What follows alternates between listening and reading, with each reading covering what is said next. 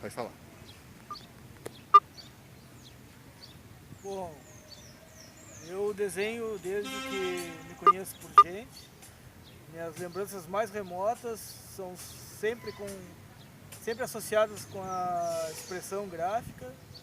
O desenho para mim é muito mais do que um hobby e muito mais do que uma profissão. Assim, ele está intrinsecamente ligado à minha formação como indivíduo, a minha, e aí eu acho que é o principal, assim, a minha forma de me relacionar com o mundo e com as pessoas do meu círculo de convivência, assim.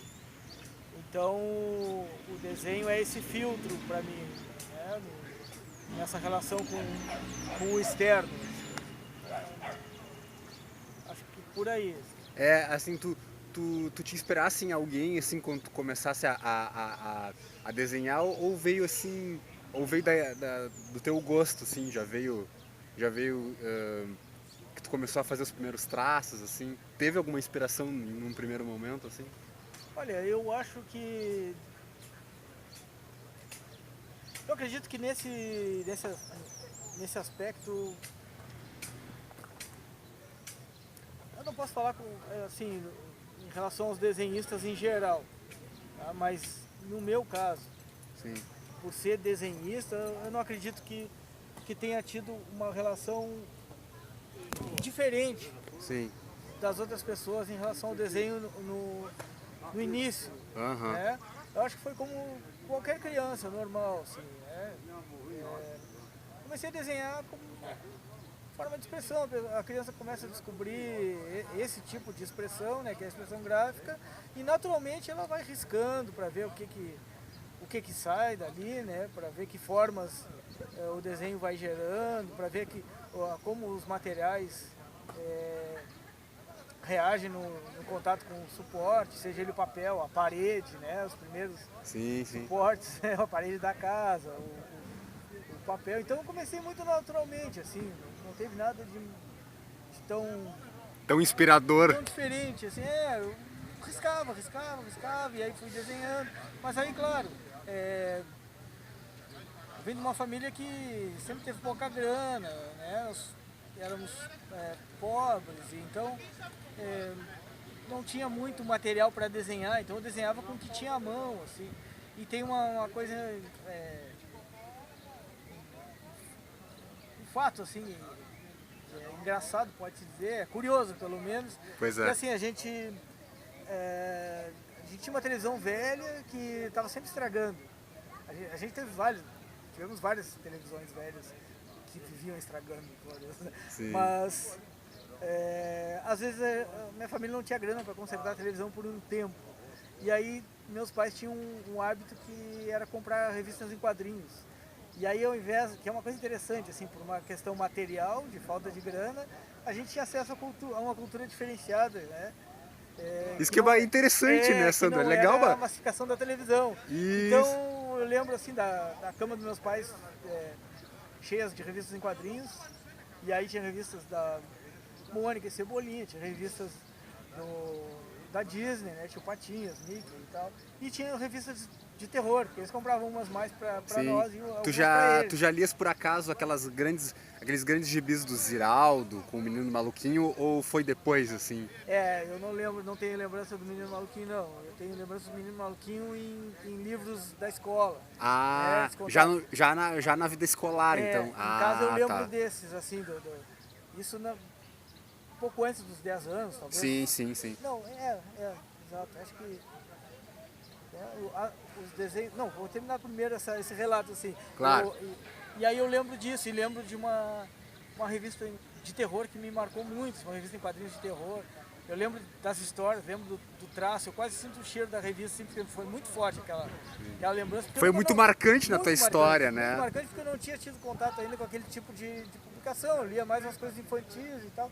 Quando eu vi aquela revista, assim, foi muito porrada pra mim, assim. A arte muito densa, muito forte, assim. E vendia muito também, a gente É, via em todas as bancas de revista e jornal, e não só vendiam, não só na questão comercial, mas na questão de leitura mesmo. A criançada da época sempre passava numa banca de jornal e comprava, porque era bem barato, né? Claro, claro. Era, Bem uma, mais popular, era né? super acessível, é. Até grandes livros que faziam promoções e vinha a revista junto, tinha toda um incentivo, né? Pelo menos até o meu período de criança era assim também. Não sei Claro. se. Acho que com o tempo foi mudando com a questão da internet, né?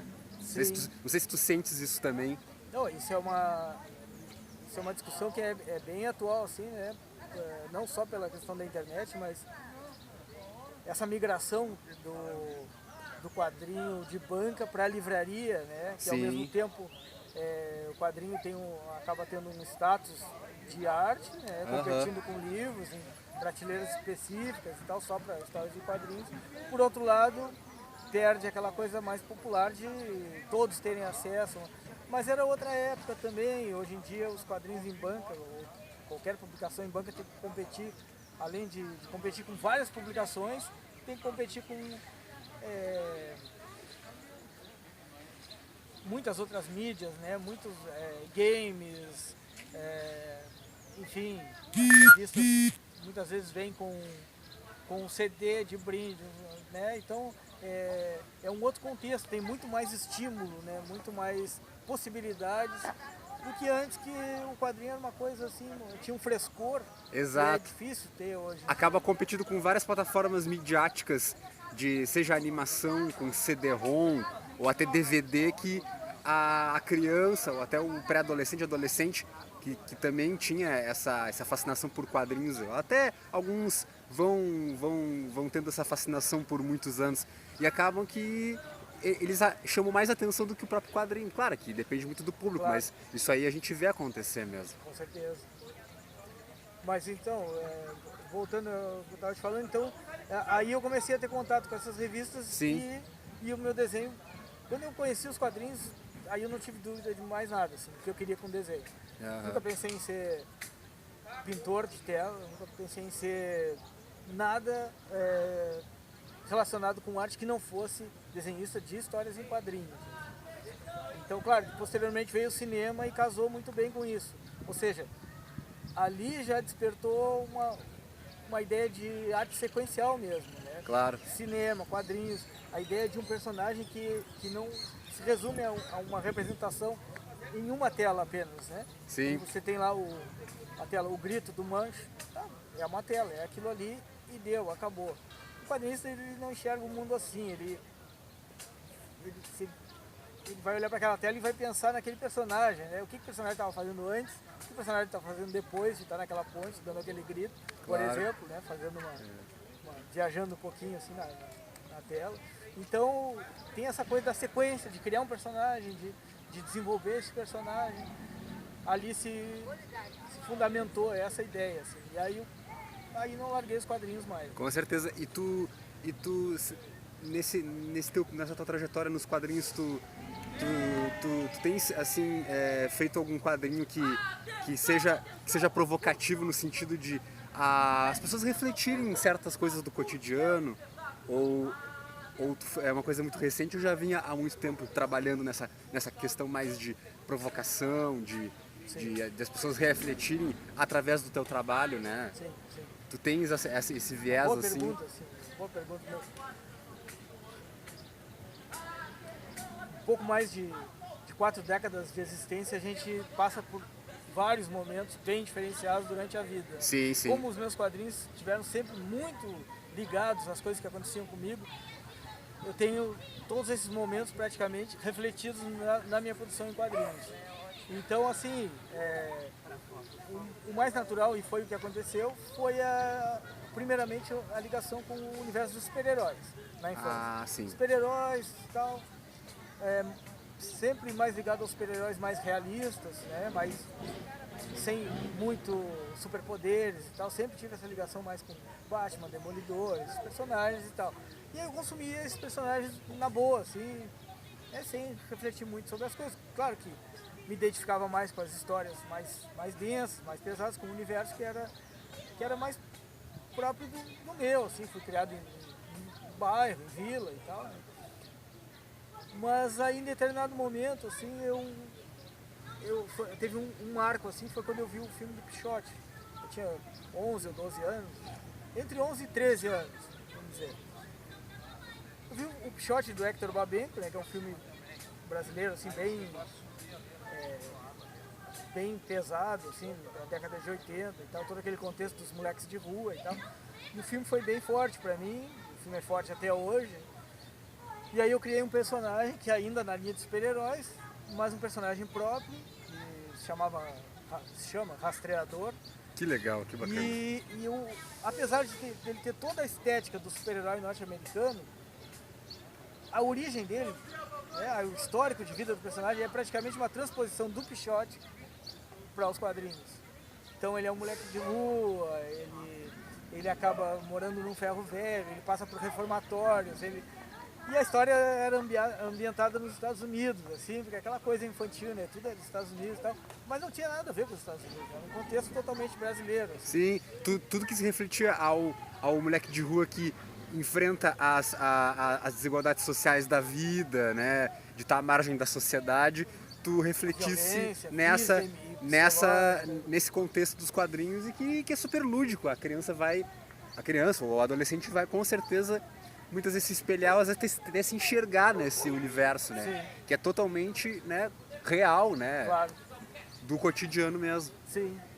E aí fui trabalhando com heróis, embora com uma vertente um pouco mais crítica, assim, mas fui até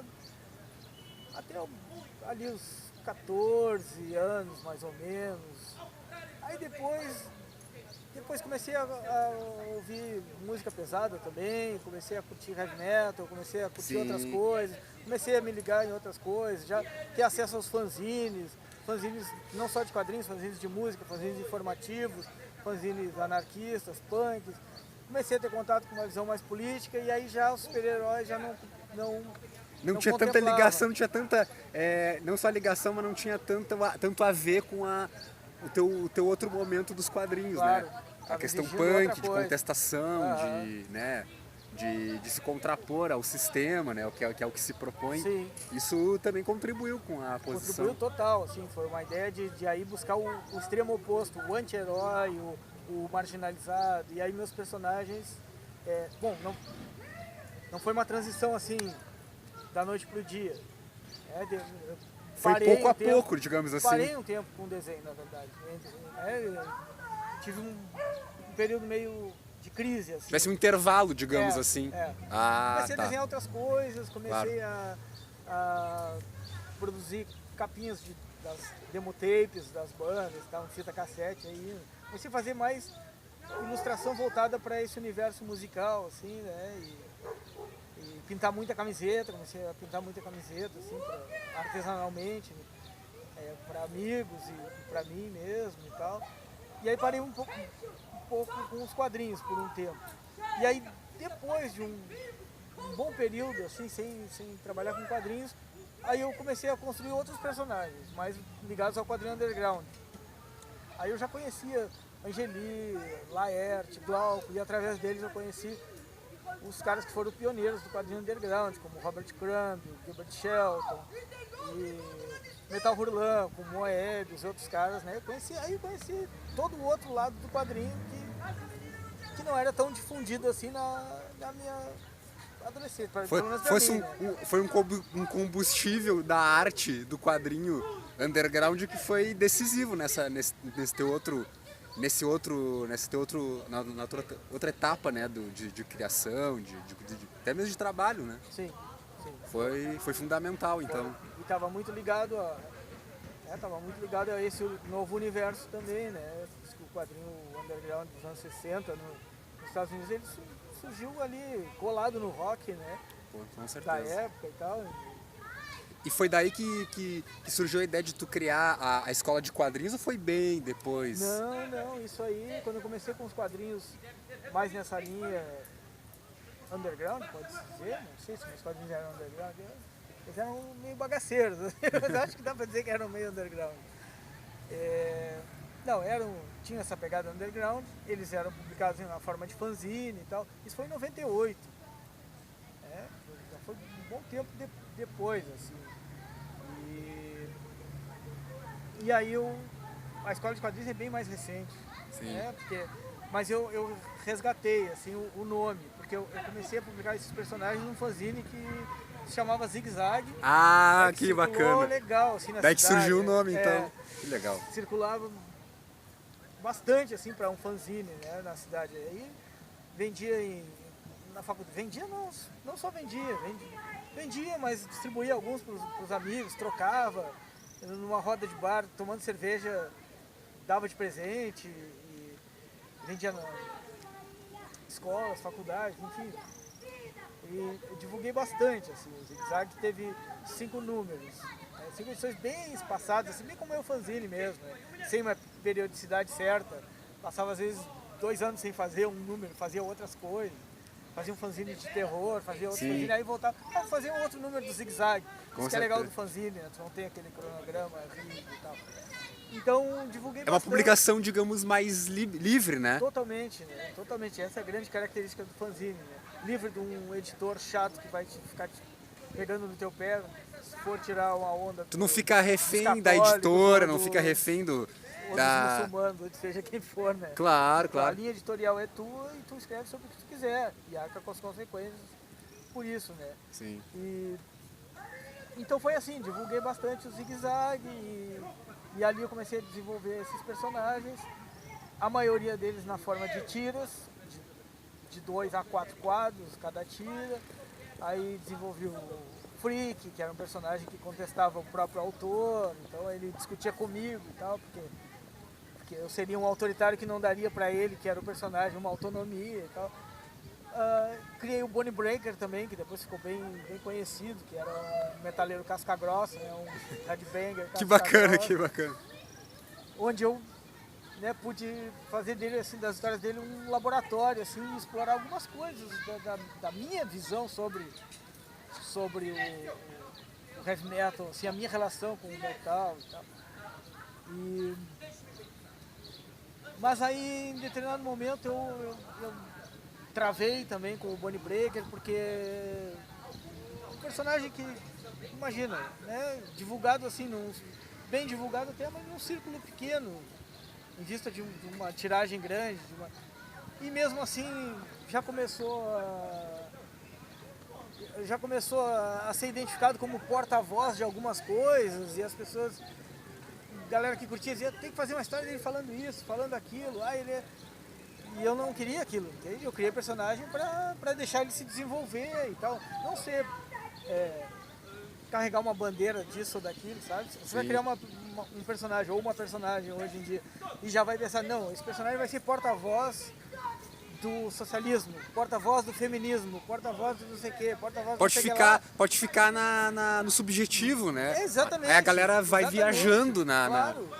Pode ter várias interpretações, não precisa ter uma só, né? Porque esse personagem já nasce sob essa sombra de algum movimento, ele já nasceu castrado, já nasce castrado. Claro. Entende? A personagem está a serviço de tal ou qual ideologia, e não é assim. Os personagens, se eles são verdadeiros, eles são contraditórios. Pode vir alguém que não gostou e dizer, eu acho que tu foi isso, aquilo, e aí tu vai reavaliar. Mas na hora da criação, eu acho que tem que soltar as amarras e deixar rolar. Tem esse objetivo, né, Sandro, de quem vai ler, de quem vai absorver o teu trabalho, poder refletir, pensar muitas vezes. Pode ter uma opinião, pode ter uma outra, pode pensar daquela maneira ou de outra. Sim. Essa é a ideia, né, de reflexão, de pensamento, de avaliação, né, sobre o contexto. E podem ter várias interpretações. Não vai escapar da crítica. Com certeza. Botar tua cara à mostra, não vai escapar. É inevitável. Vai vir o fulano do movimento tal e do outro, vai achar que você não devia ter falado isso, não devia ter falado aquilo.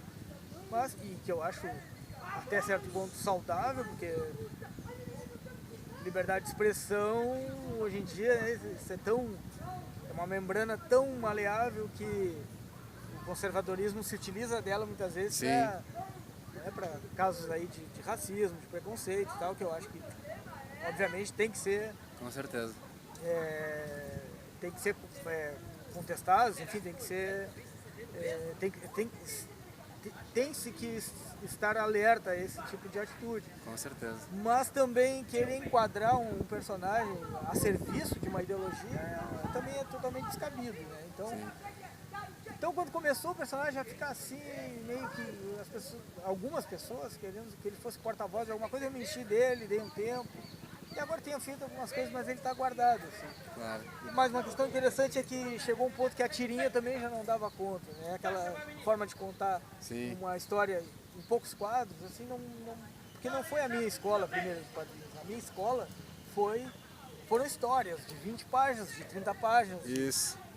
Com quadros de página inteira, com interação entre os quadros. Então, também o Zig Zag chegou a um ponto que não me deu mais essa possibilidade e eu comecei a trabalhar histórias longas, diferentes, não tão escrachadas, com personagens um pouco mais, alguns mais filosóficos, outros mais políticos até e tal. E aí se deu também uma retomada em 2009 do gênero super-herói. Porque aí eu pensei assim, pô, será que não é possível? Porque aí eu, olhando um dia o material antigo, achei essa revistinha, achei não, sempre teve comigo assim, mas comecei a reler essa revista de quando eu tinha 13 anos, a do Rastreador. Olha Quer só. dizer, esse personagem é legal, é interessante, por que não dá pra trabalhar, por que os gêneros tem que ser só isso ou só aquilo? Por que não dá pra trabalhar uma ideia de mito heróico de uma forma crítica? Daí mudei toda a história do personagem, assim, não a essência, mas as rebarbas, assim, fui lapidando. Aí o personagem já não atuava mais nos Estados Unidos, eu fiz o personagem ser pelotense e ele ser um ser noturno, uma espécie de ninja da cidade, assim, um cara que teria tido treinamento em artes marciais e tal, e teria assim sido moleque de rua, teria todo esse histórico, isso se manteria. E eu pensei, eu vou falar de um lugar que eu conheço. Não adianta falar de São Paulo, porque eu conheço São Paulo superficialmente como enquanto turista. Ou Sim, sim. falar de Pelotas, que é a minha Claro. cidade, que eu conheço e tal, e falar dos problemas daqui. E aí eu comecei a reconstruir esse universo do personagem de uma forma crítica. Assim. Claro. Um personagem que